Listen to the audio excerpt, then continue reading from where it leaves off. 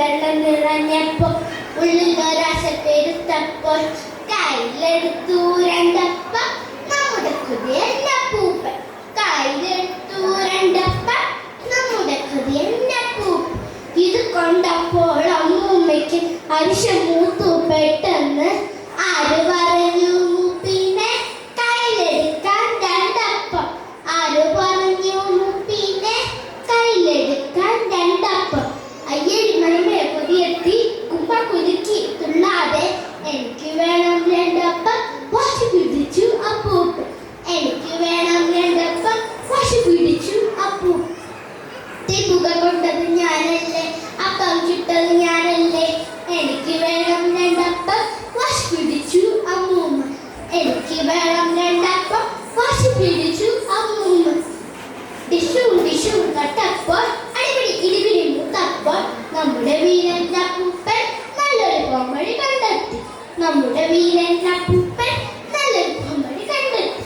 അപ്പം കുട്ടയിലാക്കിയിട്ട് അങ്ങേ മുറിയിൽ വെച്ചിട്ട് വേഗം വന്നു രണ്ടാളും കുത്തിയിരുന്നു മിണ്ടാതെ.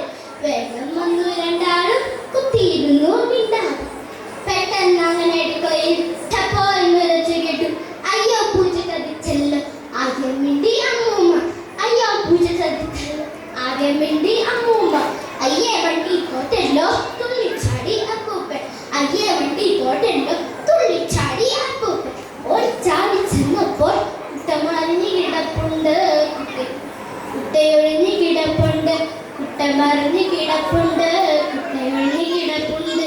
കുട്ട കണ്ണു പിടിച്ചിട്ട് ചുണ്ടും തുടച്ചിട്ട് ജനലും ചാടി മറഞ്ഞല്ലോ കള്ളിപ്പൂച്ച കരിപ്പൂച്ച.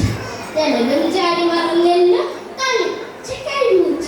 ഒഴിഞ്ഞ കുട്ടയും നോക്കി ഒട്ടിയ വയറും തലവീട്ട് മെല്ലെ നടന്നു രണ്ടാളും.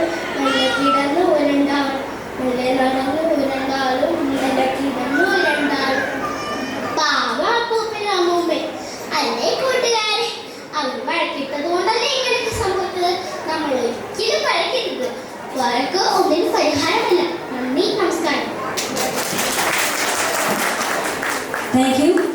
അടുത്ത വേദിയിൽ മോനിക്ക ഡാൻസുമായിരുന്നു LKG ബോയ്സ്.